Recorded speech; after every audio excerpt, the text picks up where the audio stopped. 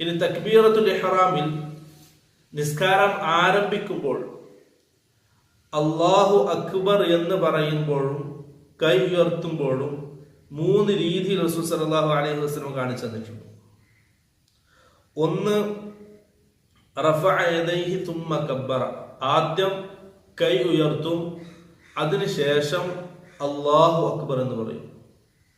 അബ്ദുല്ലാഹി ഇബ്നു ഉമർ റളിയല്ലാഹു അൻഹു ഉദ്ധരിക്കുന്ന ഹദീസിൽ കാണാം, കാന റസൂലുള്ളാഹി സ്വല്ലല്ലാഹു അലൈഹി വസല്ലം ഇദാ ഖാമ ലിസ്സലാത്തി റഫഅ യദൈഹി, സ്വല്ലല്ലാഹു അലൈഹി വസല്ലം നമസ്കരിക്കാൻ നിന്നാൽ 2 കൈകളും ഉയർത്തുമായിരുന്നു.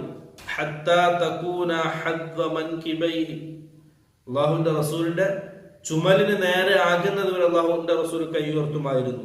സുമ്മ കബ്ബർ, അതിനുശേഷം തക്ബീറത്തുൽ ഇഹ്റാം അല്ലാഹു അക്ബർ എന്ന തക്ബീർ പറയുമായിരുന്നു. ആദ്യം കൈ ഉയർത്തുക,